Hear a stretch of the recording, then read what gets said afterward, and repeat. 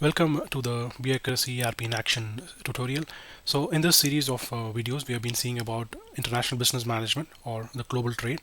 And we saw in the previous video the order processing methods where it involved communication procedure to the buyers. So basically it involved initial letters, reminder letters, follow-up MOQ, which will be to the buyer, and then getting the confirmation BOQ from the buyer. So in the previous example, the order reference was 10003, and we have received or recorded the buyer information, and also we received the product specification from the buyer and their payment terms and Incoterms, which was confirmed by the buyer. So moving to the next steps, once we get the confirmation from the buyer, it will be to the process of costing and payment methods. So in another way where we can track this is using our order tracking process. In case we have multiple orders in our system and we are lost to track it down, what is our current stage of our inquiry? So we go to order tracking, and if we have the particular number or the reference number, we enter the number 10003 and then press enter, and then an escape which shows you the exact status of your order.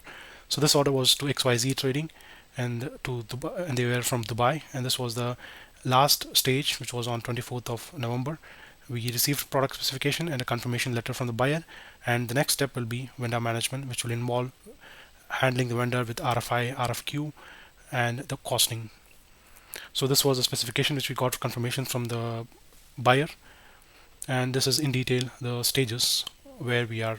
So currently we have completed stage number 3 and we move to stage number 4.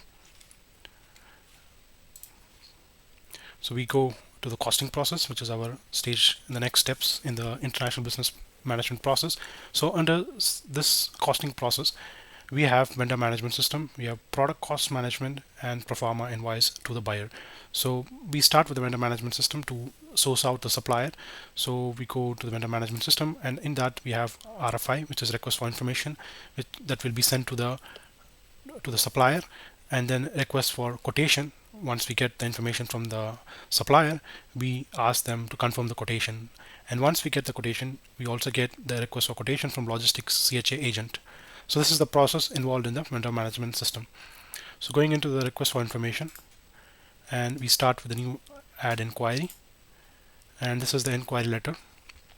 Since it's a new inquiry, we follow the system order number, press enter, and then the order date, which is today's date, and reference number, which will be actually referring to our buyer's required reference number. So if in case you wanted to know what exactly the buyer has requested for you, you can go and quickly enter the reference number over here, and you can quickly see the BOQ confirmation that you got from the buyer. So before we go into the order processing, we need to actually create the supplier system and then the product master system. So we'll first quickly create the supplier system. So in this, I'll be opening the master ledger, and we go to the 14th, which is current liabilities, where it has supplier, vendor, and creditors. So I click 14, and then automatically I have my companies popping out, and my next available code is 8003. And then here I enter the company name. So let's take it as ABC Agro Products, and just we give location. So let's say it's in Coimbatore, and then these will fill it as Coimbatore city, and then state, as we are looking from Tamil Nadu, we'll give Tamil Nadu, and then mobile number. As of now, we'll give dummy because it's a sample inquiry. And then if we have a GST number, you can give GST number, WhatsApp number, email communications, and so on. So you can also add them under a group of supplier categories. So since this is an inquiry for red chilies, we'll add them under spices. Okay, so it already exists. And then payment terms, it's still a new supplier, so we are not sure. And in case you know the contact person of the supplier, you can add them here. Let's say we put here Murali, and then we leave blank and we save this supplier. So now the supplier master is created. Now going back to our dashboard for the vendor management system, before we send the RFI, the request for information, we also create the product master because it's a new product or new inquiry.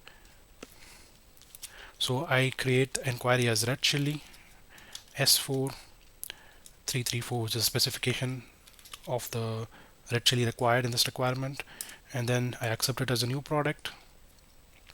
I add kg or kilogram as the unit of measurement.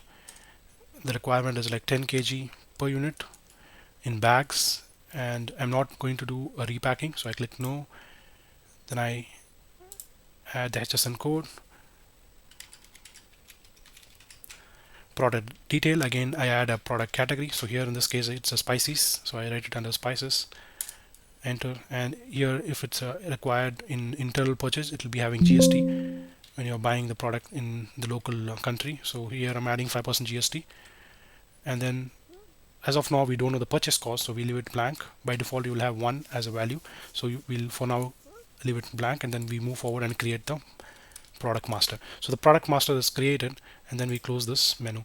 So now we go to RFI and we click the new inquiry, go to the inquiry letter, and we create the order number. So by default we have 503, and this is the order date, today's date, and then the reference number, which we will refer it with our inquiry number so that they are getting linked. And then I write today's reference date, and for the vendor I search for ABC, and I have ABC trading and then ABC agro products, which is in Coimbatore. And then all the fields we keep it as such. Terms of payment we are not sure because it will be set by the supplier themselves, so we leave it blank. Date of delivery, so our requested day, let's say 15th of December. Place of loading, Ennore Port, Chennai, and then the final destination will be Jebel Ali Port, Dubai. And what is the product? Now we add the product master, so it was red chili. So we have two product categories, so what we specifically need in this inquiry is red chili S4334, so we choose that, escape. And then the quantity requirement in the buyer need was 700 bags, so we enter the 700 bags and we accept the record, and then we leave the price 0 because it's an information required from the supplier. So we close this because there's only one item entered required in this inquiry. So this is your instant request letter that you need to send it to your vendor. So we send it to ABC Agro Products. Our company information is here, and then this is the product requirement specification with HSN code and the total requirement. So now moving on to the next category, which is RFQ, so request for quotations. Once we get the information from the vendor, we update our order system.